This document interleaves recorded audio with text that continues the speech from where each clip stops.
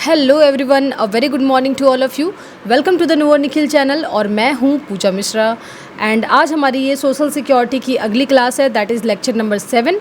And आप लोग मुझे ज़रूर कमेंट करके बताना कि आप सबको जो है हमारी क्लासेस कैसी लग रही है। एंड बहुत सारे बच्चों का ये डाउट था कि क्लासेस जो है वो टाइमली ख़त्म होंगे कि नहीं होंगे, इसके अलावा भी हमें और कुछ पढ़ने हैं या फिर मॉक टेस्ट के बारे में, टेस्ट सीरीज़ के बारे में। तो मैं आपको बता दूं कि निखिल सर ने आप लोगों को पहले भी बताया हुआ है कि हम लोग भी खुद की अपनी जो है वो टेस्ट सीरीज़ लेकर के आने वाले हैं। एंड क्वेश्चंस का लेवल क्या होगा आप सब अंदाज़ा लगा सकते हो। जैसा कि मैं क्लासेस में देती हूँ आपको, कोई भी चैप्टर हम लोग पढ़ते हैं तो उसके साथ MCQ ज़रूर होते हैं, तो आप सब देख सकते हैं कि एग्ज़ाम से वो कितना रेलिवेंट है। ठीक है, तो हमारी भी test series and mock test जो है हम लोग जल्दी लेकर के आएंगे। एंड क्लासेस के बारे में डोंट वरी, मुझे भी बहुत ज़्यादा टेंशन है कि क्लासेस जो है वो कैसे जल्दी ख़त्म हो। एक दिन में दो क्लासेस लेकर के आना पड़े तब भी लेकर के आएंगे, बट क्लासेस जो है बिल्कुल टाइमली ख़त्म होगी। Don't worry about this. ठीक है, तो चलो हम लोग अपनी आज की क्लास को स्टार्ट करते हैं। तो आज हमारी ये लेक्चर नंबर 7 होने वाली है। एंड ये सभी मेंबर्स ने जो है हमारे चैनल को ज्वाइन किया हुआ है, इन सभी को दिल से धन्यवाद। एंड जिन्होंने भी अब तक हमारे चैनल को सब्सक्राइब नहीं किया है, प्लीज़ हमारे चैनल को अभी सब्सक्राइब करो ऐसे ही सारे कंटेंट्स के लिए। एंड ये रहे हमारे सोशल सिक्योरिटी के, मैंने पहले भी बताए थे आपको, फर्स्ट क्लास में भी दिया था, आज फिर से दे रही हूँ आपको रिवीजन के लिए कि ये रहे हमारे इंडेक्सेस, वहीं के स्क्रीनशॉट है ये पहली क्लास से हमारे। हम अभी तक क्या देखते आ रहे थे कि गवर्नमेंट स्कीम्स हमने देखे थे, बहुत सारे मिनिस्ट्रीज़ के देख लिए, कुछ अभी और पेंडिंग है जो कि मैं लेके आऊँगी। But just to break the monotony जो है मैंने सोचा कि यहाँ से उठाती हूँ कुछ जो है डिफरेंट चैप्टर्स। ठीक है, ताकि एक लगातार गवर्नमेंट स्कीम जैसी एक वो हो जाते हैं ना, लोग बॉकडाउन भी हो जाते हैं। तो आज जो है हम लोग करने वाले हैं chapter number 2, that is employee state insurance act 1948, जिसको कि ESI एक्ट भी कहते हैं फेमसली। ठीक है, तो ये रहा हमारा chapter, that is chapter number 2। ठीक है, आपने इसके बारे में बहुत अच्छे से सुना होगा, बहुत बार सुना होगा इस एक्ट के बारे में। जैसे प्रोविडेंट फंड एक्ट है, जैसे मैटरनिटी बेनिफिट एक्ट है, वैसे ही ये बहुत ही इंपॉर्टेंट एक्ट है ये एम्प्लॉई स्टेट इंश्योरेंस एक्ट 1948। ठीक है, अब देखो इसमें the employee state insurance act 1948, इसको क्यों इनैक्ट किया गया था, क्या पर्पस रहा होगा इस एक्ट को लाने के पीछे।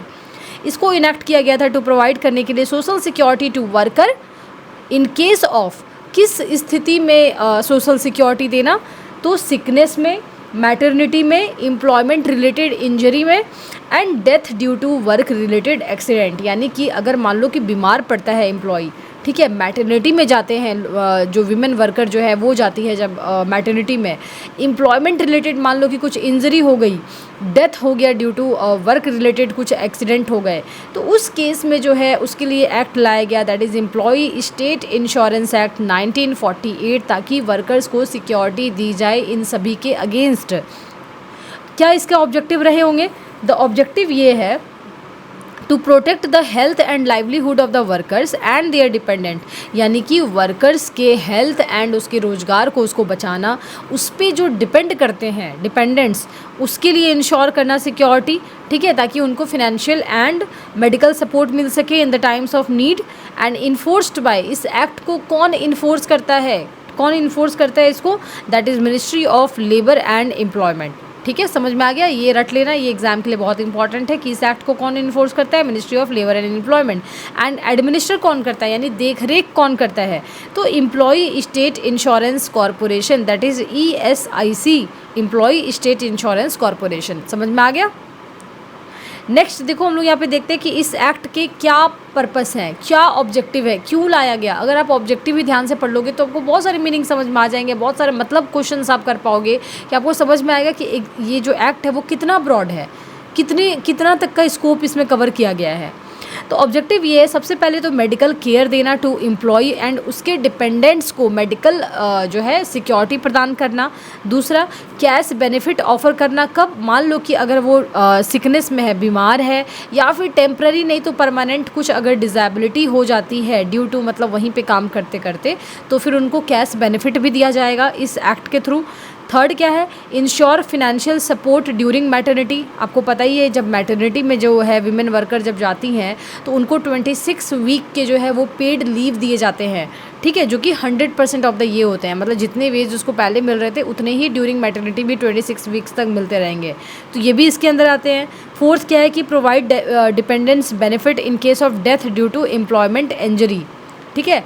डिपेंडेंट्स जो हैं उसको बेनिफिट दिए जाएंगे अगर मान लो डेथ हो जाती है जो एम्प्लॉय थे। रिड्यूस करना economic hardship caused by the illness, obviously ये तो कॉमन सी चीज़ है। अगर एप्लीकेबिलिटी की बात करें तो बताओ कि applicability of the ESI act, यानी कि कब एप्लीकेबल होगा ये एक्ट। तो सबसे पहले देखो एम्प्लॉयर्स की अगर हम बात करें तो ये कवर करता है फैक्ट्रीज़ एंड इस्टेब्लिशमेंट जो कि 10 या 10 से ज़्यादा लोगों को एम्प्लॉय करता है, ठीक है। 10 से ज़्यादा लोगों को एम्प्लॉय करता है। सबसे पहले तो यही आपको याद करने की ज़रूरत है। आपको यहाँ पे पहला पॉइंट अपना मिल गया हमारे एग्ज़ाम के लिए, ठीक है। जो कि कवर एम्प्लॉयर्स किसको बोलेंगे हम, एम्प्लॉयर्स बोलेंगे जो कि कवर करता है फैक्ट्रीज़ एंड इस्टेब्लिशमेंट जहाँ पे 10 या 10 से ज़्यादा नहीं। यहाँ से भी एग्ज़ाम में क्वेश्चन आते हैं, एटलीस्ट मेरे CA में तो आते थे ऐसे क्वेश्चन लॉ में, बड़े एकदम ट्रिकी टाइप क्वेश्चन कि 10 या 10 से ज़्यादा मतलब ऐसे पूछा जाते हैं कि 10 इंक्लूड है कि नहीं है। तो आपको ये याद रखना है कि 10 भी इंक्लूड है, 10 भी हो जाएंगे तब भी ये एक्ट एप्लीकेबल हो जाएगा, ठीक है। हालांकि स्टेट जो है अपने अपने डिफरेंट थ्रेशोल्ड डिसाइड कर सकती है।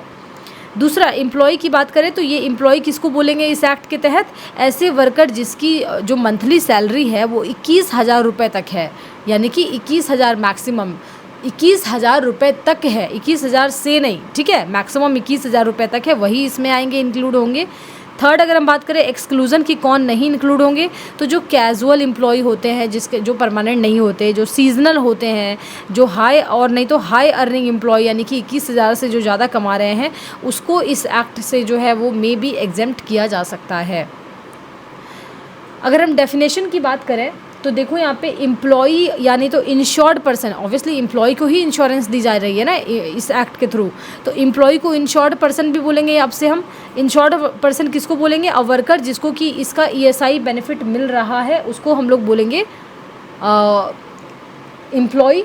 दूसरा डिपेंडेंट किसको बोलेंगे, ऐसे family member who are entitle to medical and related benefit. मान लो जो इंश्योर्ड पर्सन है उसको अगर कुछ भी इंजरी होती है, कुछ डेथ हो गई, कुछ भी हो गई, तो उसके डिपेंडेंट जो उस पर डिपेंड करते हैं उसको डिपेंडेंट कहते हैं। वेजेस क्या होता है, इंक्लूड करता है basic veg plus dearness allowance. तो ये बहुत बहुत बहुत इंपॉर्टेंट है, आपको एग्जाम में ऐसे क्वेश्चन पूछे जाएंगे कि बताओ कि वेज का मतलब जो है इस एक्ट के through, that is ESI act के थ्रू वेज का क्या मतलब है। तो आपको उसमें दे दिया जाएगा answer, that is basic veg. दूसरा बेसिक वेज प्लस DA। तीसरा उसमें ट्रैवलिंग अलाउंस, कन्वेंस हो गया, HRA हो गया, ये सब दे देंगे। तो आप कंफ्यूज कर जाओगे अगर आपको नहीं पता होगा तो बेसिक वेज प्लस DA ये कंट्रीब्यूट करता है, वेज का मतलब ये होता है, ठीक है। नेक्स्ट अगर हम बात करें कि कंट्रीब्यूशन जो है वो कितने की जाती है, तो देखो यहाँ पे एम्प्लॉय जो है वो कितना कंट्रीब्यूट करता है इस एक्ट के लिए, 0.75% ऑफ द वेजेज जो है वो एम्प्लॉय कंट्रीब्यूट करता है। एंड एम्प्लॉयर जो है नॉट लाइक PF जिसमें कि इक्वल दोनों जो है मैक्सिमम 12% पे कंट्रीब्यूट कर रहे होते हैं। मतलब एम्प्लॉय अगर 12% करता है तो एम्प्लॉयर भी 12% करता है। बट इसमें क्योंकि वो लो अर्निंग मतलब ये है ना पॉपुलेशन है ये सब की, जहाँ की जिसकी सैलरी मैक्सिमम 21,000 रुपये है, वो लोग इसमें कवर होते हैं। तो एम्प्लॉय जो है वो बहुत ही कम जो है कंट्रीब्यूट करते हैं, दैट इज़ 1% से भी कम, दैट इज़ 0.75%। एंड एम्प्लॉयर जो है वो देखो 3.25% यानी कि बहुत ज़्यादा ऑफ द वेजेस इतने कंट्रीब्यूट करते हैं उसमें। की पॉइंट्स देखो यहाँ पे कुछ, कंट्रीब्यूशन जो है वो मैंडेटरी है दोनों के लिए। ऐसा कोई भी सिचुएशन नहीं है जहाँ पे आप बोलोगे कि भाई मुझे पेमेंट नहीं करनी है तो कैसे होगा, आप मैंडेटरी आपको करनी ही है। दूसरा कैलकुलेट किया जाता है ग्रॉस वेजेस पे। ग्रॉस वेजेस का मतलब DA भी उसमें इंक्लूड है, ऐसा नहीं कि सिर्फ छुट्टियाँ जो है वो इंक्लूड है, DA भी इंक्लूड है। थर्ड अगर हम देखें तो paid to the employee state insurance corporation, non payment और डिले इन कंट्रीब्यूशन जो है उससे पेनल्टी भी मिल सकती है।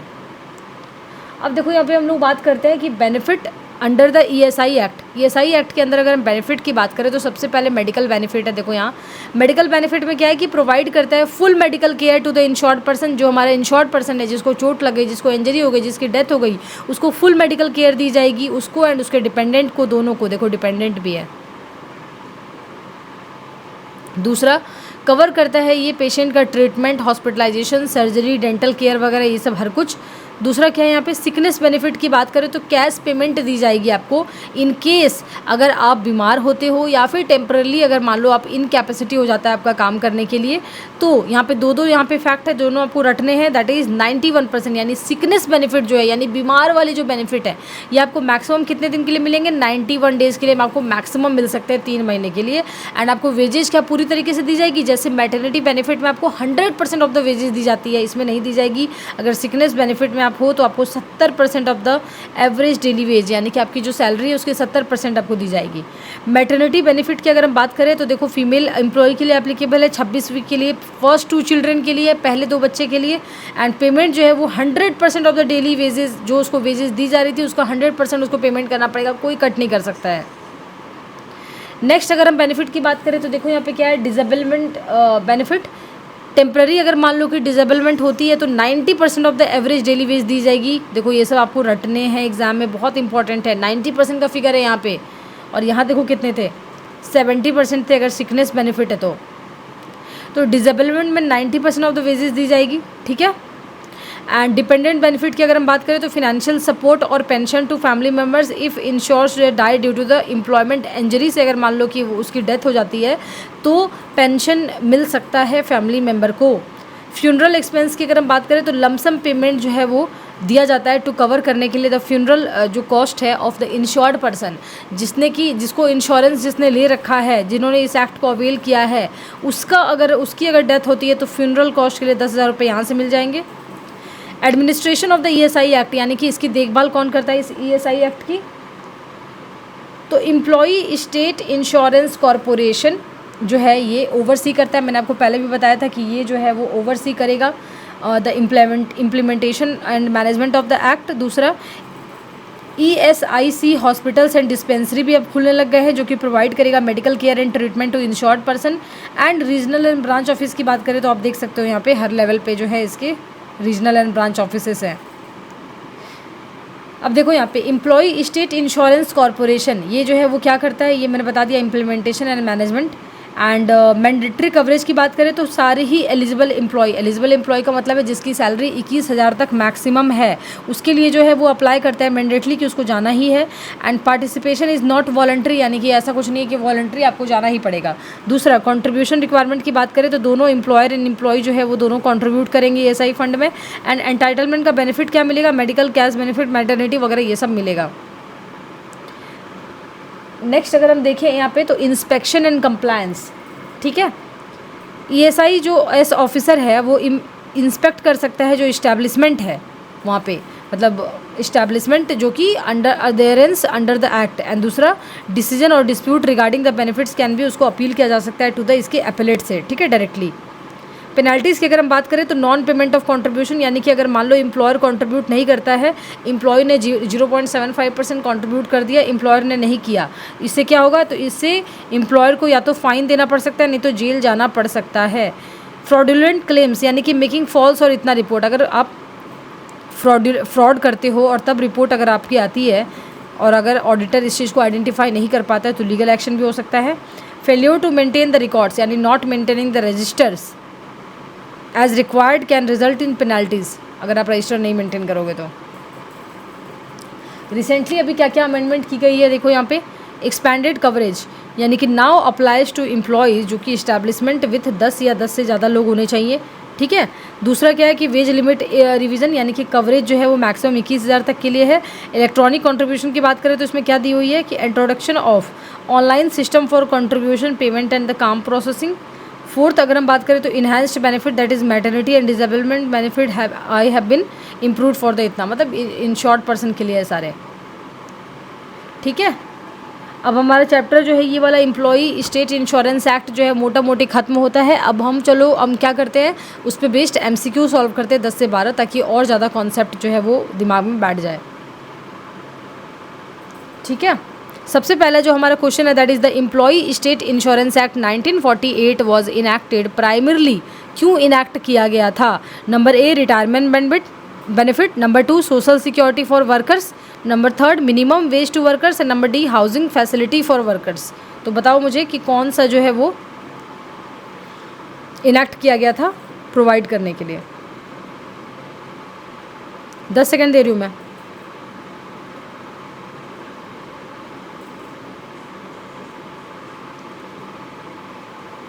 तो the answer is option number B, that is social security for workers in case of sickness, maternity, employment, injury वगैरह। Number 2 question हम अगर देखें तो the act is administered by number A ministry of finance, number B the labour commissioner, number C the employee state insurance corporation and number D that is national health authority. तो ये act जो है वो administer किए जाते हैं किसके द्वारा?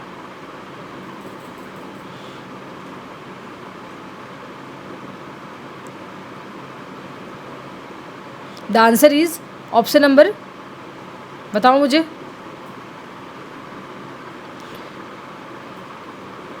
Number C that is employ state insurance act. Next question पे हम लोग चलते हैं। The ESI act applies to all employees in India, factories and establishment employing 10 और 10 से ज़्यादा लोग, government employ only and agriculture worker only. तो क्या होगा इसका आंसर? चलो मैं तो आपको 5 सेकेंड दे रही हूँ, करो।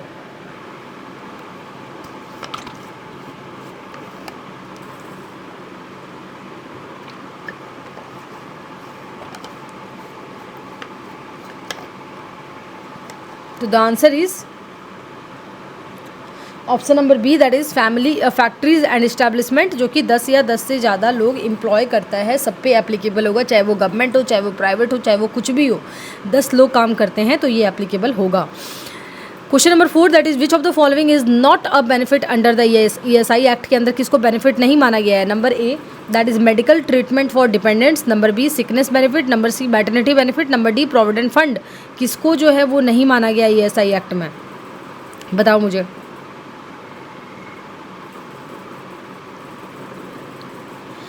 तो answer is option number D, that is provident fund. ऐसा कुछ नहीं है, हर केस में मिलेगी social security, that is medical में, सिकनेस में, मैटरनिटी में, ठीक है, but not for provident fund. Next question हम चलते हैं। The ESI act is enforced by number A ministry of finance, number B ministry of labour and employment, number C minister of health and planning commission. तो मुझे बताओ answer. The act is enforced bye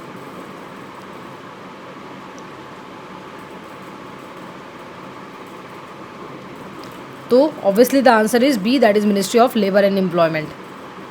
next question पे हम लोग चलते हैं। That is employee जो कि अर्निंग वेजेस अप टू कितने सैलरी तक up to per month are covered under the ESI act, ये बताओ।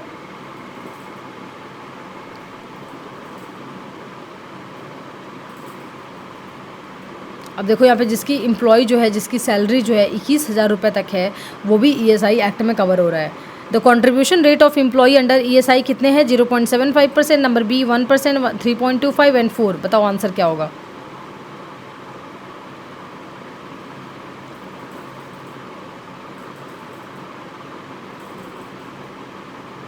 ठीक है, तो कंट्रीब्यूशन हो गया। तो कंट्रीब्यूशन रेट एम्प्लॉय का अंडर द ESI एक्ट में क्या होगा? 0.75% is the answer.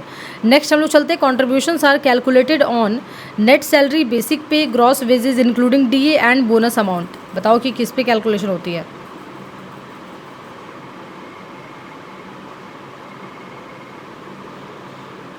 The answer is option number C, that is gross wage but including the dearness allowance, यानी बगल वाले घर के लेकर के इंक्लूडिंग डियरनेस अलाउंसेस।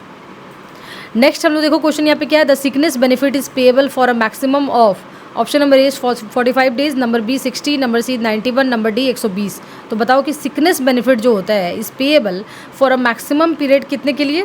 सिकनेस वाला 120 दिन ले लेते हैं यहाँ पे, ठीक है, कुछ भी ले सकते हैं यहाँ पे। Maternity benefit is payable for 26 week, 12, 16, 20, 26 week. The ESI act does not apply to seasonal factory, number 1, number 2 continuous process industry, number 3 textile unit, number D IT company with more than 10 worker. तो the answer is IT companies with more than 10 worker, ठीक है।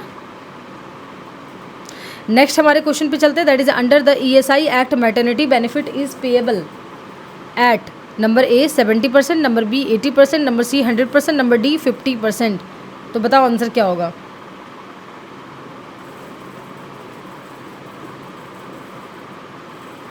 Yes you are right, the answer is option number A, that is 70% of the wages. उसको full potential पे नहीं मिलेगी salary, ठीक है। The ESI act जो है claims to provide number A free housing, number B social security and health insurance, number C pension and number D education allowances.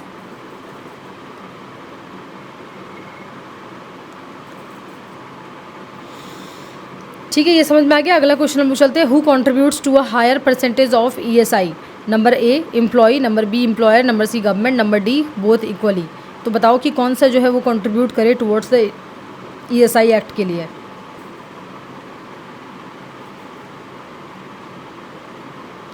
ठीक है, तो हमारा जो अगला चैप्टर होगा दैट इज़, ये बस इतना ही था चैप्टर। अगर कुछ छूट भी गया होगा एक दो प्रोविज़न कहीं पर भी, तो वो मैं एमसीक्यू के जरिए जो है वो हम लोग जो लेके आने वाले हैं वो कवर हो जाएंगे। अगली क्लास जो हमारी होगी that is maternity benefit act 1961, that is lecture number 8। ठीक है, तो बस यही थी हमारी आज की क्लास।